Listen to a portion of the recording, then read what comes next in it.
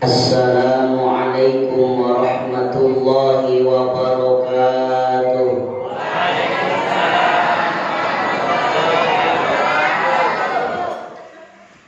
Alhamdulillahilladzi ja'ala as-salata mi'rajal mu'minin. Wassalatu wassalamu ala sayyidina Muhammadin wa ala alihi wa ashabihi wa ala sairil anbiya'i wal mursalin wa ala alihim wa ashabihim ajma'in, amma ba'du. Faqala Allah ta'ala fil Qur'anil Karim, a'udzu billahi minasy syaithanir rajim. Bismillahirrahmanirrahim. Innal munafiqina yukhadi'una Allaha wa huwa khadi'uhum wa idza qamu ila sholati qamu kusala yura'una an-nasa wa la yadhkuruna Allaha illa qalila.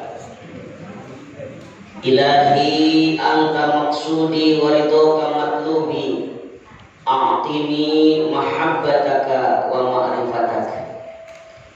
Ashabal fadilah wal a'izzah, hadratal mukarramin, para alim, para ulama, para kiai, para ustaz, para hujjaj yang saya hormati, aparatur pemerintah yang saya hormati, ketua DKM beserta jajarannya yang saya hormati, wabil khusus panitia penyelenggara peringatan Isra Mi'raj, pengatur waktu, penata acara, para bapak, para ibu, para pemuda, para pemudi, tak ketinggalan adik-adik semuanya yang semoga dimuliakan oleh Allah. Amin ya rabbal alamin.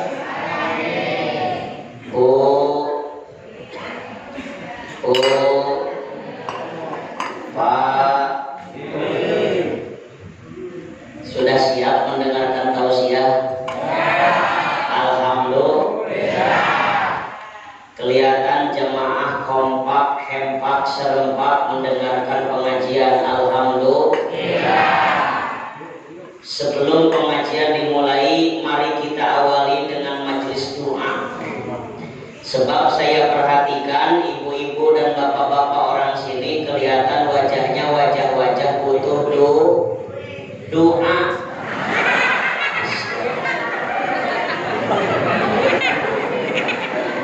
Ibu butuh duit apa butuh doa? Kalau ada dua acara bentrok, di masjid Pak Kiai mau ngasih doa, di kelurahan Pak Lurah mau ngasih duit bantuan corona, kira-kira ibu bapak mau datang ke masjid apa ke kelurahan? Astagfirullah. Wajah-wajah pemburu bansos. Yuk kita awali dengan doa, karena kelihatan ini yang gendut ada, yang peot ada. Nah, itu yang peang kelihatan wajah-wajah karena banyak hutang. Ada yang banyak hutang. Biasanya ibu-ibu yang gede hutang. Kalau belanja senangnya kredit, jajan nggak kontan, hutangnya sampai 7 juta. Udah 7 juta nggak bisa bayar, nggak bisa bayar, baru laporan sama suami. Akhirnya hutang dibayar sama duit. Asal hutang dibayar suami. Yuk kita doakan semoga berkah acara peringatan Isra Mi'raj kita semua menjadi orang yang soleh soleha, sehat, sukses, berkah segalanya selamanya semuanya. Amin ya rabbal alamin. Hadirin ummatul muslimin wal muslimat rahimakumullah. Apa yang akan saya jelaskan salah satu peristiwa yang sangat bersejarah dari hasil Isra Mi'raj adalah masalah sholat.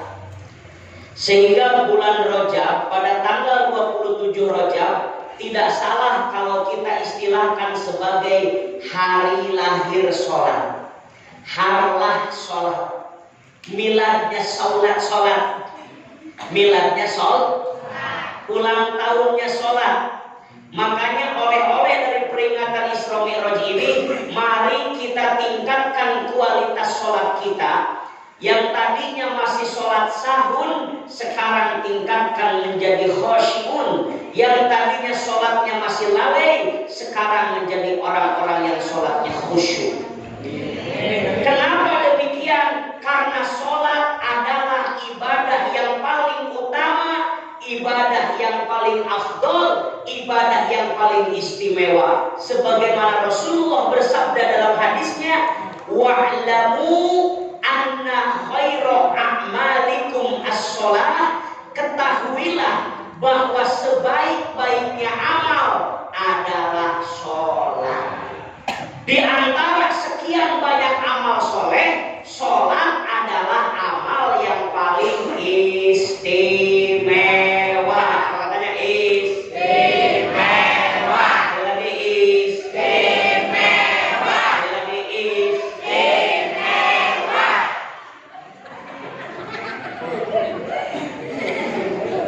Jadi sholat itu ibadah yang sangat istimewa. Kita kasih tema pengajian malam ini, kita kasih judulnya keistimewaan sholat. Apa katanya? Keistimewaan sholat. Aja ngantuk, upin, mail, desa. Sudah siap Bu? Insya Allah ceramah saya tidak lama-lama, tidak panjang-panjang. Jam 10 bubar. Mudah-mudahan singkat, padat, melekat di hati rakyat, maslahat untuk umat, pulang sama-sama membawa ilmu yang berkat.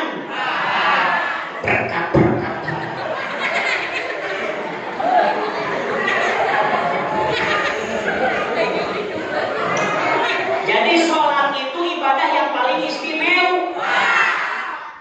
Saya cerita sedikit. Pernah suatu saat saya berceramah di daerah Cianjur. Tiba-tiba ada yang bertanya kepada saya. Siapa yang bertanya? Ada nenek-nenek sudah tua. Ya barangkali di sini ada nenek-nenek masuk perawan. Ada nenek-nenek sudah tua bertanya kepada saya. Itu di Cianjur nenek-nenek manggilnya gini kepada saya. Haji.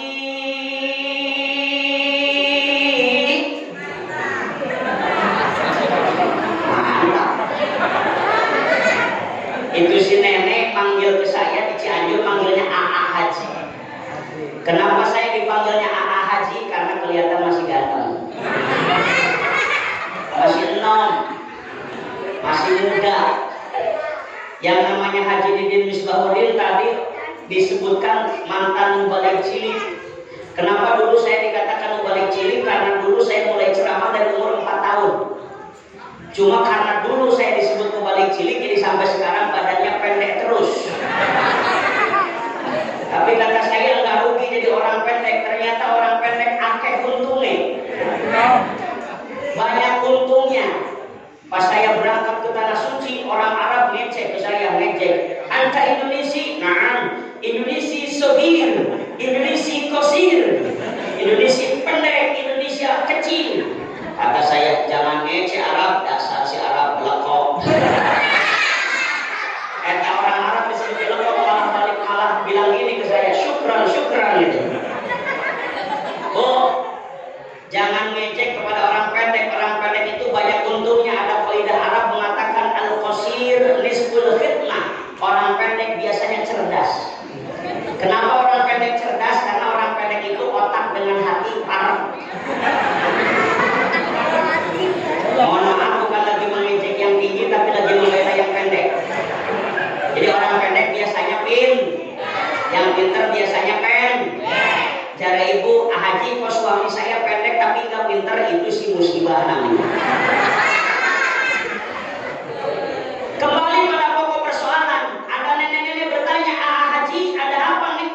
Dari tadi Haji bilang sholat adalah ibadah istimewa, sholat adalah ibadah istimewa, betul. Cuma nenek belum ngerti apanya.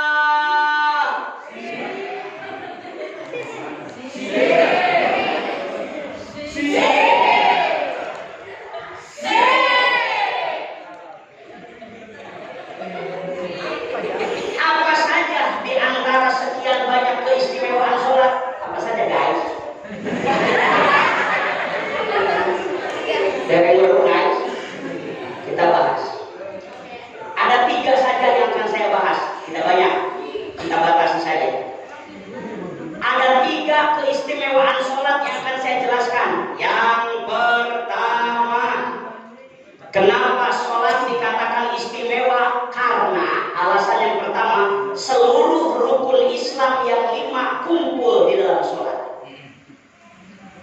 Rukun Islam semuanya ada berapa? 5. Apa lagunya? Rukun Islam yang 5, syahadat, sholat, puasa, zakat untuk si papa, haji bagi yang puasa. Siapa belum sholat dosa, siapa belum zakat, kan nanti di akhirat kelak Allah melaknat. Sing hafal lagu-lagu begitu, jangan hanya baru pada 5. Kita harus merubah lagunya dengan lagu Islami, walaupun nadanya nggak apa-apa, nada lagu orang lain. Kalau pada 5 jadi rukun Islam. Pelangi-pelangi alangkah indahmu, merah kuning hijau di langit yang biru. Ganti jangan pelangi nanti mah. Mengaji barokah jiwamu, marah pusing kacau hilang karenamu. Allah Maha Agung penuh kasih sayang, mengaji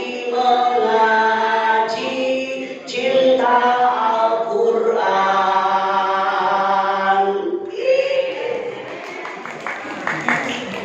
Ini serasa di TK. Memang ini TK, taman kada luarsa.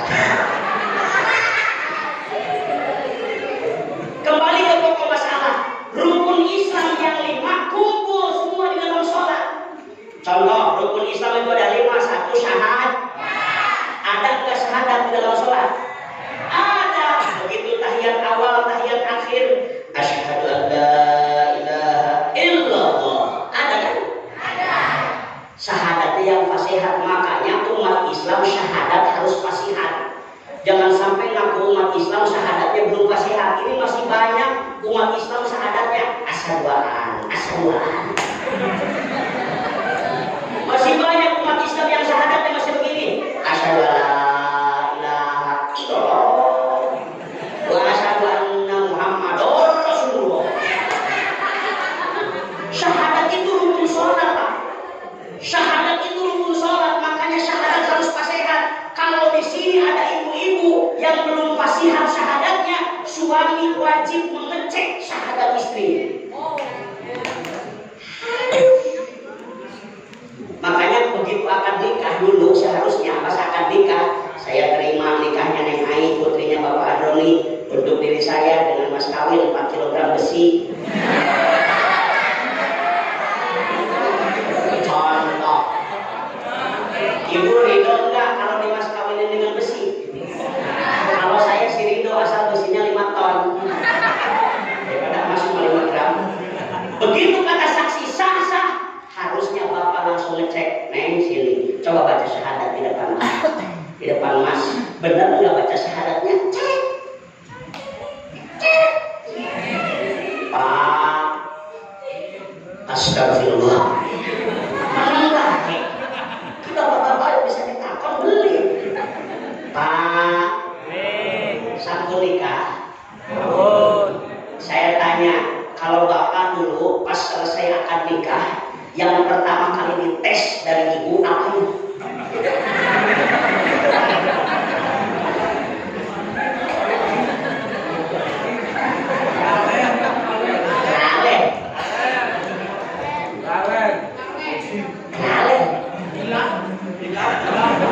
Hilang dari astagfirullah. Harusnya syahadat. Cek syahadatnya harus benar. Asyhadu an la ilaha illallah wa asyhadu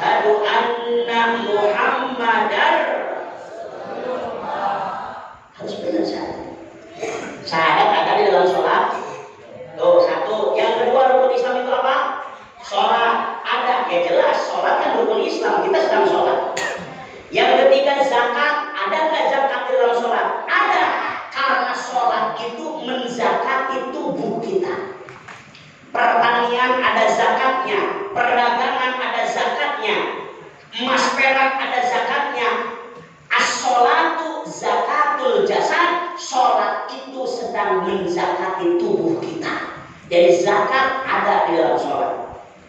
Rukun Islam yang keempat, puasa, ada nggak dalam sholat puasa? Ada. Puasa itu intinya menahan makan, menahan minum, menahan syahwat, ada di dalam sholat. Begitu kita takbiratul ihram, Allahu Akbar, kita haram makan, haram sambil minum, haram sambil mengumbar syahwat, tidak boleh. Sedang sholat makan salibi nggak boleh. Itu pengalaman waktu kecil kalau mau sholat taraweh Ramadan itu bawa salibi, dulu isinya gurimi sama sakura, dibekal taraweh, nanti pas sujud Allahu Akbar, kriuk kriuk. Ada yang sudah begitu? Lagi sholat nggak boleh makan. Yang kelima, ibadah haji. Ibadah haji itu intinya berkunjung ke Baitullah. Dalam sholat ada mustaqbilal Ka'bah. Mustaqbilal kiblat, kita menghadap ke Ka'bah, berarti sholat itu sedang menghadap ke Ka'bah sebagai tawassul menghadap Allah melalui wasilah menghadap Ka'bah. Berarti rukun Islam yang 5 semuanya ada di dalam sholat. Itulah salah satu alasan sholat dikatakan ibadah yang istimewa. Mohon maaf, bukan mengecilkan ibadah yang lain, ibadah semuanya bagus. Tapi sholat istimewa karena rukun Islam yang 5 ada di dalam sholat. Beda dengan puasa. Kalau Bapak sedang puasa, sholat tidak ada dalam puasa. Tapi puasa ada di dalam sholat. Haji ada di dalam sholat. Syahadat ada di dalam sholat. Zakat ada di dalam sholat. Makanya sholat adalah ibadah istimewa. Sampai-sampai Allah mengabadikan beberapa puluh kali mengulang-ulang kata sholat dalam Al-Quran. Masya Allah, Subhanallah. Makanya bersyukur kepada Allah kita diberikan ibadah yang istimewa, yaitu sholat.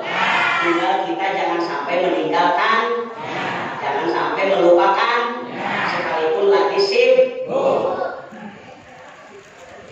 Ada yang lagi sibuk nggak sholat, tapi awas sholatnya yang benar.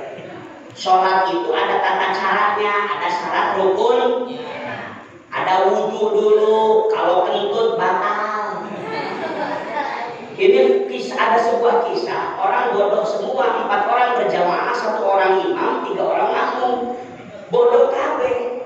Pas imam lagi imamin sholat kentut. Bismillahirrahmanirrahim. Makmum bodoh, malah noel ke imam. Ente lagi sholat kentut batal.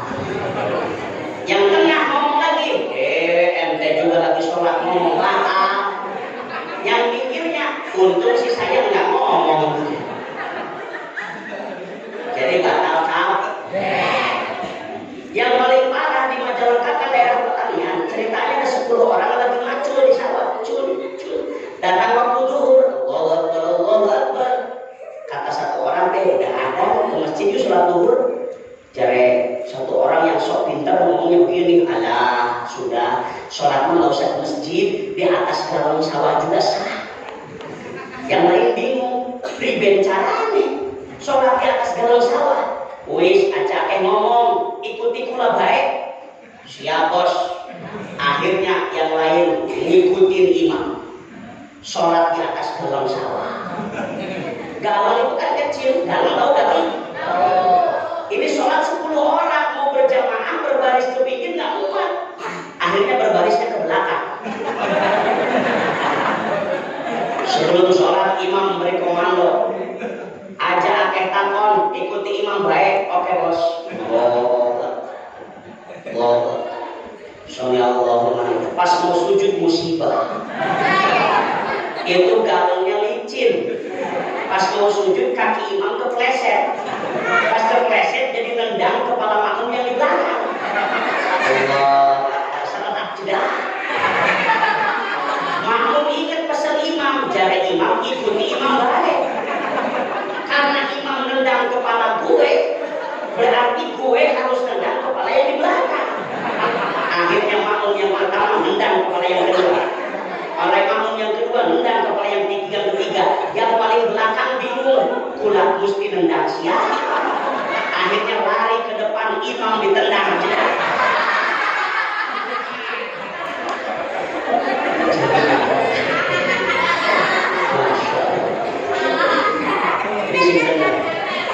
Baik, kembali ke pokok persoalan. Jadi judul kita sholat itu ibadah yang istimewa.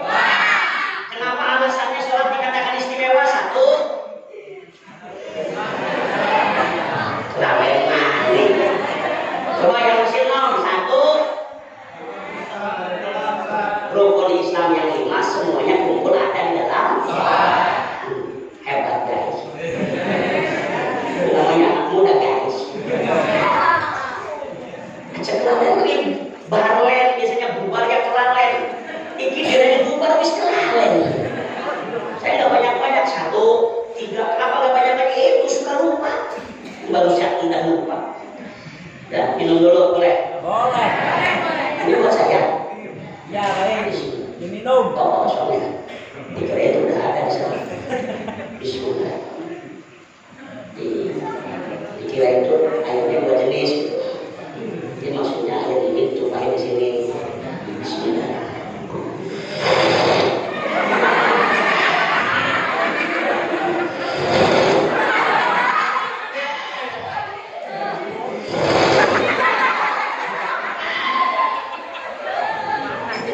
Alhamdulillah. Segar. Ini namanya air apa? Air putih. Alhamdulillah. Seger minum air putih. Memang kalau saya ceramah yang nyebutin minum itu beda-beda. Ada yang nyebutin air susu, ada Coca-Cola, ada. Alhamdulillah di Al-Ikhlas mah disuguhinnya air putih. Alhamdulillah. Memang saya lebih senang air putih daripada air susu. Sebab air putih itu air yang paling bagus dibandingkan dengan air susu. Dia aja warnanya bening. Bahkan sudah diteliti di Fakultas Kedokteran di laboratorium bahwa air bening, air putih itu air yang paling bagus dibandingkan dengan air susu. Karena air bening itu masih masuk nominasi dan kategori air yang masih murah.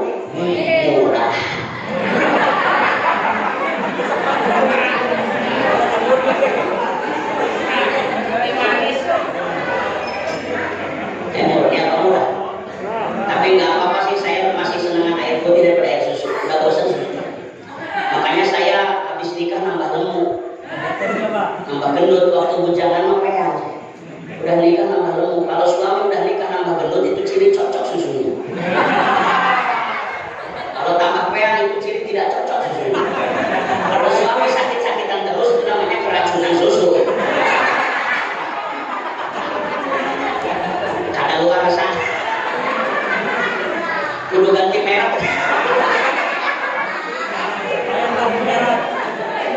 Beres 1. Yang kedua. Yang kedua sekarang. Nanti kita tengah-tengah sahabat lagi ya. Yang kedua, apalagi keistimewaan sholat.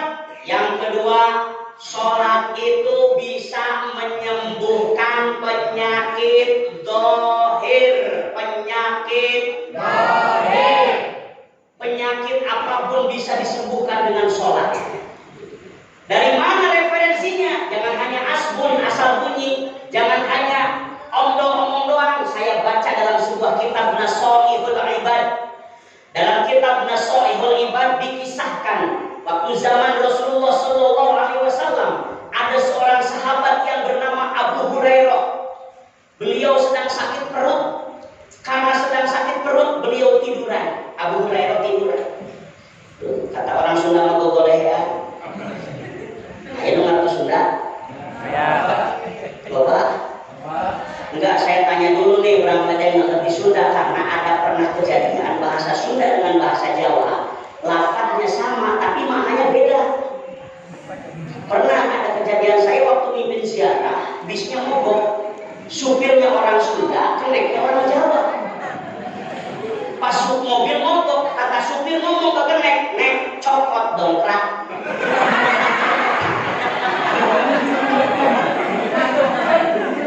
Di bahasa Sunda, copot itu ambil.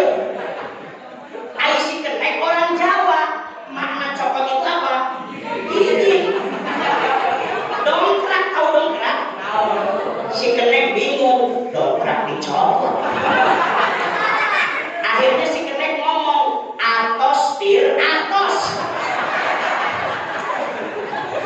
Maksud si supir maksud si Kenek orang Jawa, atos itu apa? Keras orang Jawa. Ayo pemahaman si supir orang Sunda, atos teh sudah. Makanya gak nyambung, kata si supir, Nek copot dongkrak. Dijawab Kenek, atos tir.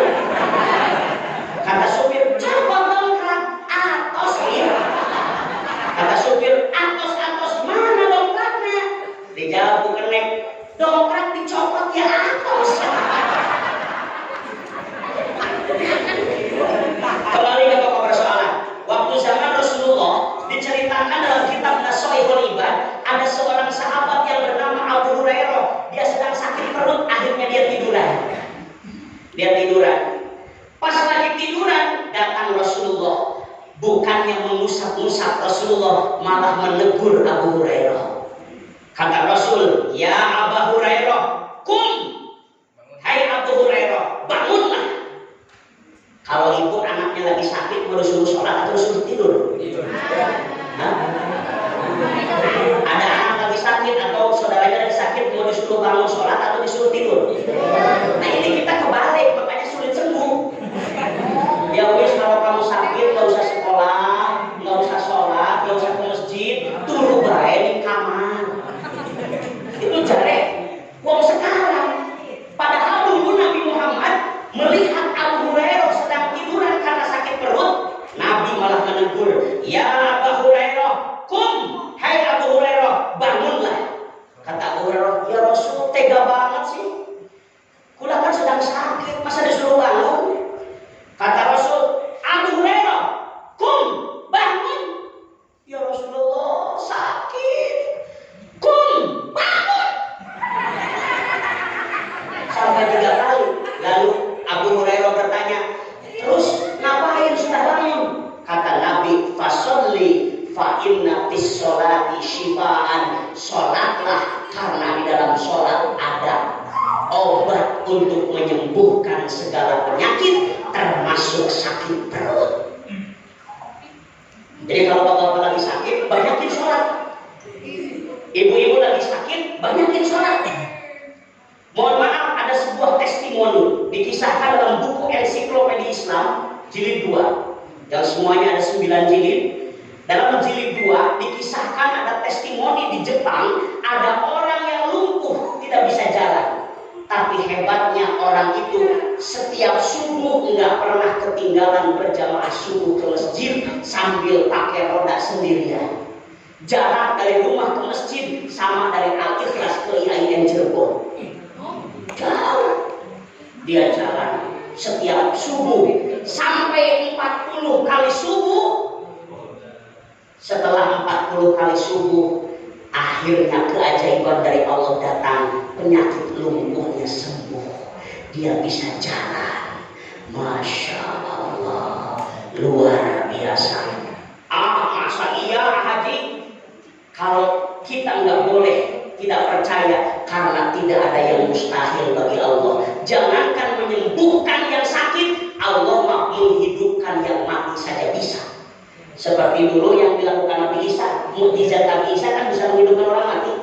Waktu zaman Nabi Isa ada orang mati, kata Nabi Isa, "Qum biidznillah," bangunlah dengan izin Allah. Bangun, mafi muskilah. Tidak ada yang mustahil bagi Allah. Semua penyakit bisa diobati dengan sholat. Jadi kalau ibu-ibu lagi sakit harus tetap sholat. Mohon maaf Pak, sholat tidak ada rukhsah keringanan bagi yang sakit boleh tidak sholat, tidak. Hanya ada keringanan praktek sholatnya, boleh sambil duduk, boleh sambil berbaring kalau tidak mampu, tapi tetap sekalipun lagi dirawat inap di rumah sakit, sholat mah kudu guys. Kata Nabi, sholli qaiman, sholat sambil berdiri. Fa'ilam yastati faqaidan, kalau tidak mampu sambil duduk. Fa'ilam yastati fa'ala janbin, kalau tidak mampu juga boleh sambil tiduran, sambil berbaring. Yang penting nggak ditinggalkan guys.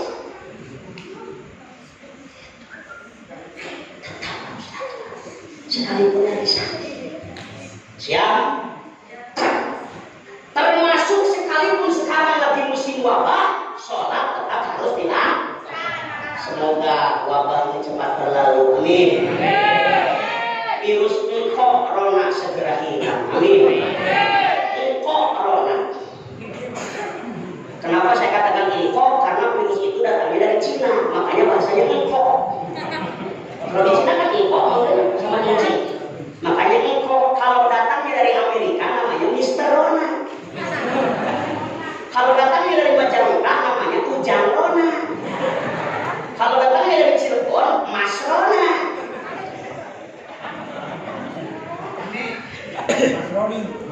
Diusir dengan vaksin, diusir dengan istighosah, dengan zikir, dikirain mau pergi, sekarang malah datang lagi bawa omnya. Mari kita lawan virus itu dengan sholat. Insya Allah orang-orang yang rajin sholat, rajin memakmurkan masjid, yakin akan terhindar dari virus-virus itu. Amin. Bukan kata saya, Rasulullah bersabda, baca dalam kitab Mukhtarul Haditsun Nabawiyah, idza anzalallah al-ahad ala ahli ardi surifat min umaril masajid. Kata Nabi, ketika Allah mau menurunkan penyakit kepada penduduk bumi, Allah akan membelokkan dari orang-orang yang suka memakmurkan masjid. Makanya masjid jangan sampai kosong, harus penuh, apalagi sudah wakaf milik bersama. Penuh di sini berjamaah. Kayak gini. Alhamdulillah. Pakai tangan penuh. Alhamdulillah. Alhamdulillah. Alhamdulillah. Masya Allah. Kelihatan wajah-wajah soleh semua. Wajah ahli ibadah semua. Apalagi sudah diceramahin malam ini. Saya yakinnya bubar dari pengajian, besok sholat subuh masjid dalam. Kalau kosong berarti rajaban malam ini gagal, perlu diulang besok malam. Rajaban maning, anak budas maning. Alhamdulillah. Jadi yang istimewa yang kedua, sholat bisa menyembuhkan segala penyakit dosa dohir. Penyakit dohir bisa disembuhkan dengan segala penyakit. Sallallahu Nabi Muhammad. Sallallahu Nabi Muhammad. Salawatan. Sallatullah salamullah ala toha rasulillah. Sallatullah salamullah ala yasin habibillah. Sallatullah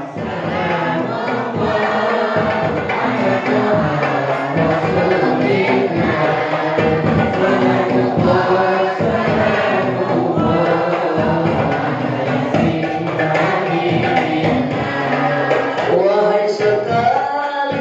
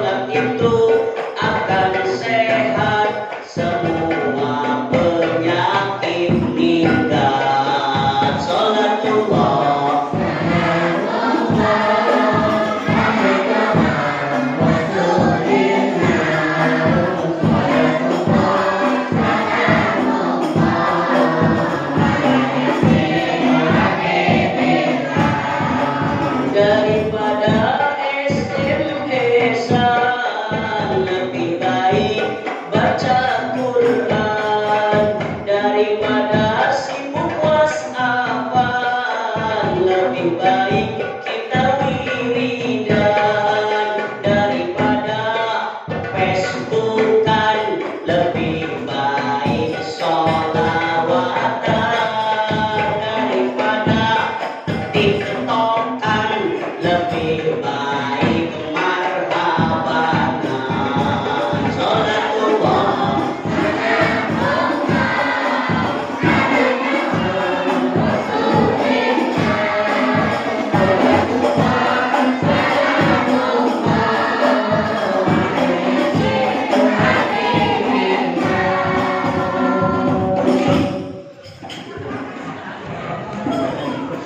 Senang sholawatan? Senang sholawatan? Alhamdulillah. Namanya cerawis.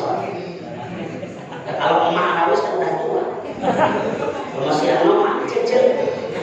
Apalagi ini laki-laki yang punya emang rawis.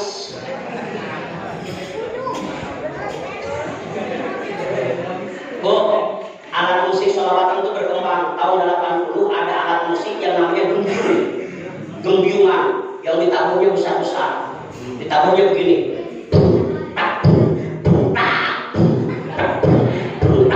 Ya dana.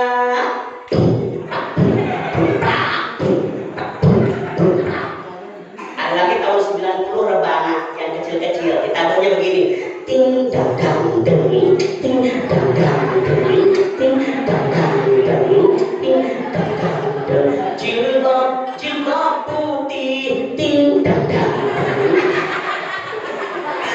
Ada lagi hadroh kayak gini. Ada lagi marawis. Kalau marawis ditabuhnya begini. Oh opak, oh opak, oh opak. Ting jujur, ting jujur, oh opak, oh opak, oh opak. Ting jujur, opak jingjing lagi nang bawah, opak jingjing lagi nang bawah, opak jingjing lagi nang bawah. Cau cau. Opak jingjing lagi nang bawah.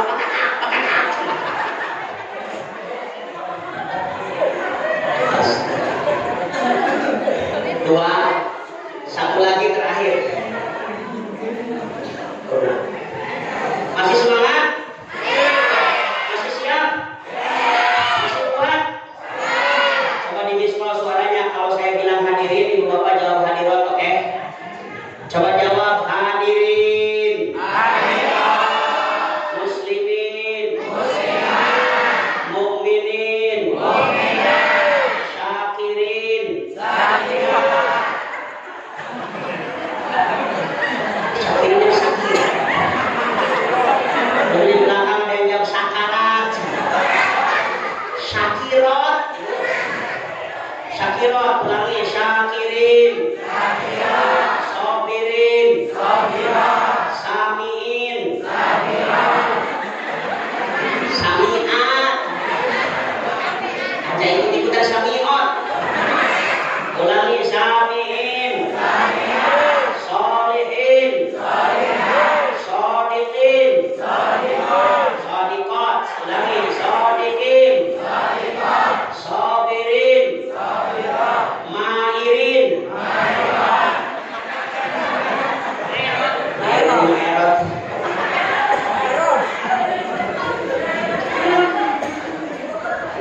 Yang terakhir, yang ketiga, apa mani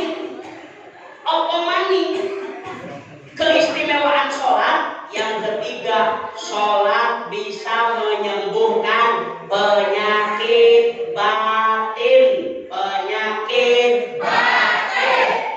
Apa penyakit batin? Penyakit yang mengendap di dalam hati.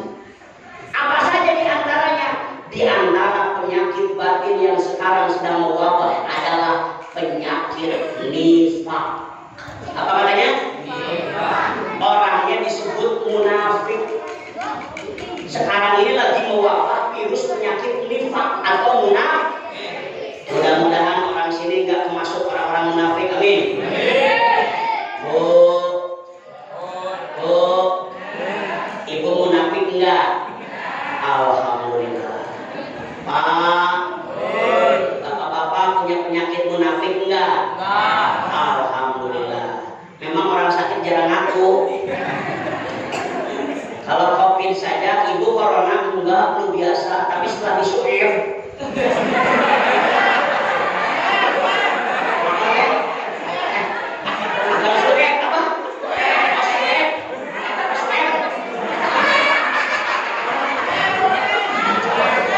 bila ada kesamaan nama atau penggelar ini hanya fiktif belakang. Setelah disuir positif. Sekarang juga ditanya, ibu munafik enggak? Bapak munafik enggak? Mari kita swab sekarang. Saya akan swab masal. Apakah yang hadir di sini positif terpapar kemunafikan atau tidak? Saya akan menggunakan alat swab yang paling mahal, paling akurat, yaitu alat swabnya Surah An-Nisa ayat 142. Bukan PCR, bukan. Nih alat swabnya bu. Dalam Al-Quran Surah An-Nisa ayat 142 dikatakan, Innal munafiqina yukhadi'una Allah wa huwa khadi'uhum wa idza qamu ila sholati qamu kusala yura'una an-nasa wa la yadhkuruna Allah illa qalila. Di antara ciri orang yang terpapar positif virus munafik ada 3. Yang pertama, idza qamu ila sholati qamu kusala. Ketika mau mendirikan sholat suka dinanti-nanti. Cek orang Sunda nama talangke diengke.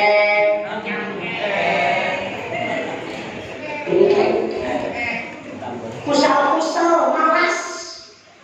Udah datang waktu adzan zuhur, Allahu Akbar, Allahu Akbar. Kok dikit lah duhur macam buah juga masih ada.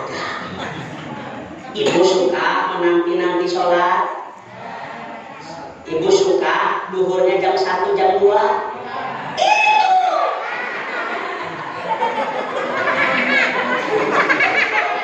Positif. Hasil swab positif. Berarti ibu terpapar virus kemunafikan. Kalau nggak munafik mah harusnya begitu adzan siap. Harusnya 10 menit sebelum adzan kita sudah standby di masjid. Begitu hayya 'ala sholat kita sudah berdiri. Siap kita sholat. Ini kan kebanyakannya hayya 'ala sholat. Engkau dikit tanggung lagi di pasar. Tanggung lagi di kantor, tanggung lagi makan, tanggung lagi ngudut.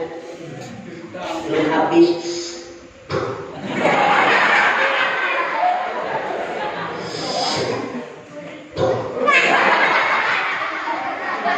Tanggung di batang maning. Ada yang kayak begitu? Ada yang kayak begitu?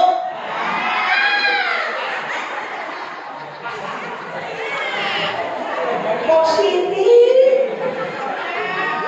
Hasil swab keluar langsung akurat. Masya Allah. 1, ciri orang munafik kalau mau sholat suka ditunda-tunda, dinanti-nanti.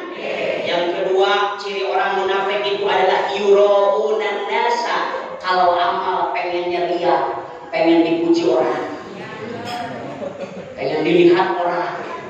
Kalau sholatnya di masjid banyak orang, bagus sholatnya. Allah.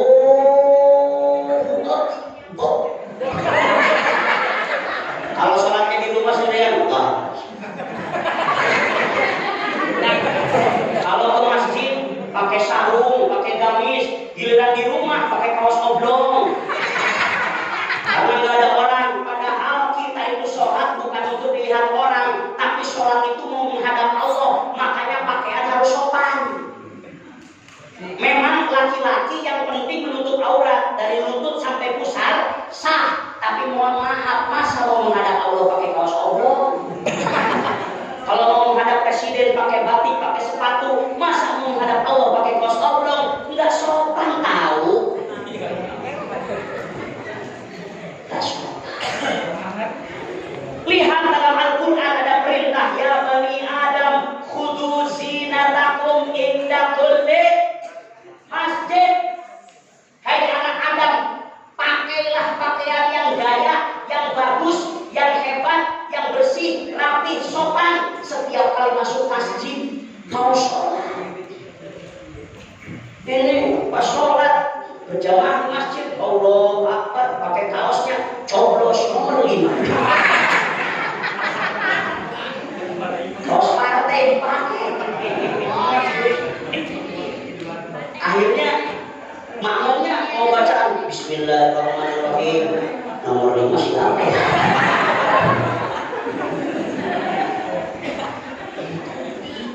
Masya.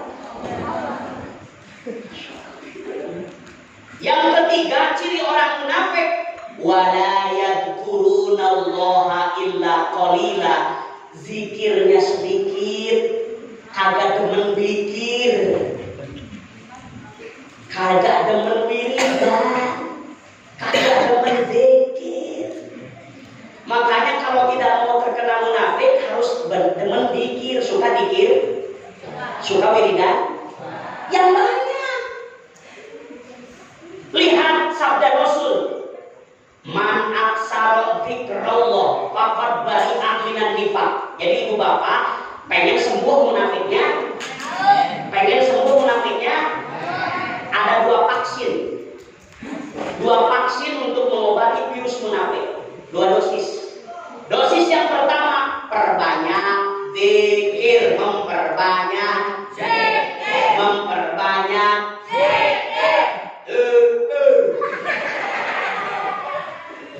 harus memperbanyak zikir. Kata Nabi, man aksara dzikrullah faqad bari'a minan nifaq. Siapa yang memperbanyak zikir kepada Allah akan terbebas dari kemunafikan. Suka zikir, Bu? Baca zikir apa? Bacaannya apa? Apa baik? Ya ada zikir apa baik? Masa Abdul Dzikri fa'lam annahu naon baik, aja naon baik, zikir mah subhanallah, alhamdulillah, Allahu akbar. Cuma di antara sekian banyak zikir ada rajanya zikir. Kata Nabi, Abdul ma qultu ana wan nabiyuna min qabli la ilaha illallah. Zikir yang paling utama diucapkan olehku, kata Nabi Muhammad, dan sebelum nabiku dan sebelum aku adalah la ilaha illallah. Makanya di masjid ini perlu zikir. Silakan habis sholat zikir la ilaha illallah. La ilaha illallah zikir perang untuk mengusir munafik, untuk mengusir setan. Cuma kalau lagi perang ya jangan ngantuk.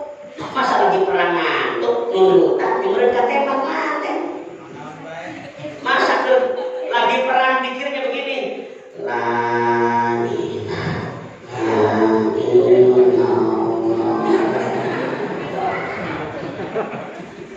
Nanti jaga setannya gini, kula juga beli wedi. Sayanya juga enggak takut.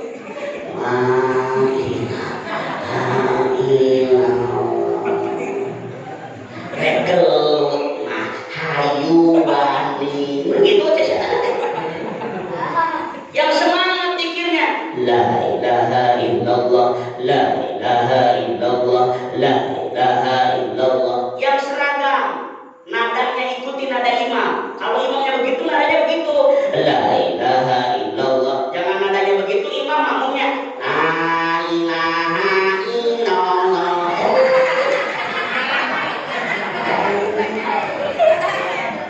Apalagi kalau zikirnya pakai thariqah. Makanya di Nahdlatul Ulama ada jamiah ahli thariqah al-mu'tabarah an-nahdiyah. Rais amnya Amr Sahabi Lutfi. Apalagi kalau pakai thariqah, ikuti mursyidnya yang nyambung sampai Rasulullah. Bagus zikirnya. Kata mursyidnya pakai gerakan kepala. Bagus, silakan. La ilaha illallah, la ilaha illallah. Ini metode thariqah qadiriyah. La ilaha illallah, la ilaha illallah. Ada yang marahin, weh, itu zikir jangan budak-budak kepala bisik apa, barangkali nanti copot kepalanya. Tinggal dijawab, saya mau lebih baik lepas kepala lagi zikir daripada lepas pantat lagi joget. Mending kita copot silah berpikir, syahid. La ilaha illallah, la ilaha illallah. Lepas kepalanya daripada lagi joget.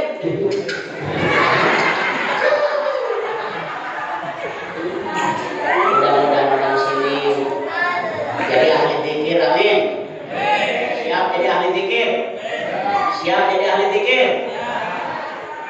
Semoga jadi ahli zikir.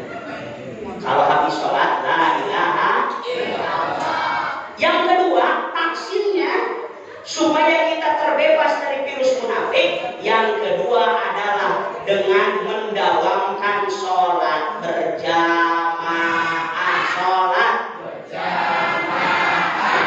Kalau pengen terbebas dari virus munafik, dawamkan sholat berjamaah. Kata siapa? Nabi bersabda dalam hadisnya, Pak, man wadhoba ala sholawatil khamsi jama'atan arba'ina lailatan la taqutuhu rak'atan kataballahu biha bara'ataini bara'atan minan nar wa bara'atan minan nifaq. Barang siapa yang mendawamkan sholat berjamaah 40 malam 40 hari tidak tertinggal satu rakaat pun, orang itu akan bebas dari neraka dan sifat munafik. Ada nggak di sini yang udah 40 hari nggak kelewat sholat berjamaah, cung? Masya Allah, para ono nggak ada. Sholat berjamaahnya kita mah subuh berjamaah, duhurnya kagak. Alasannya pekerjaan. Duhur berjamaah, asarnya kagak. Alasannya di perjalanan. Asar berjamaah, maghribnya kagak. Alasannya kecapean. Maghrib berjamaah, isyanya kagak. Alasannya ketiduran. Kalau gak ketiduran sinetron. Jadi kagak ke masjid, sinetron Andin.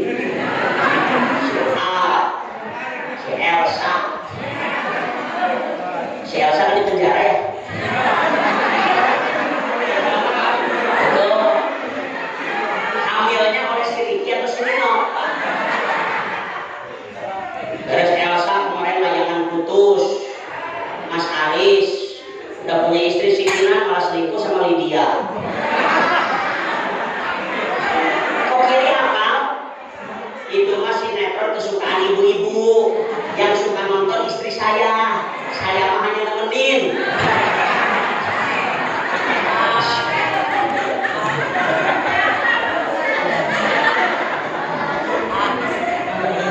Semoga kita rajin sholat berjamaah. Amin. Jadi kesimpulannya sholat itu ibadah yang istimewa. Alasannya satu, semua rukun Islam kumpul di dalam. Yang kedua, bisa mengobati penyakit dohir. Yang ketiga, bisa mengobati penyakit batin. Salah satu penyakit batin adalah munafik. Bisa disembuhkan dengan 2 vaksin. Satu, banyakin D. Dan kedua, rajin sholat berjamaah. Semoga terhindar dari berbagai penyakit. Kita baca sholawat syifa. Shallallahu ala Nabi Muhammad. Allahumma sholli ala sayyidina Muhammadin tibbil qulubi wa dawaiha wa afiyatil abdani wa shifaiha wa nuril absari wa diyaiha wa ala alihi wasallim. Allah semuanya.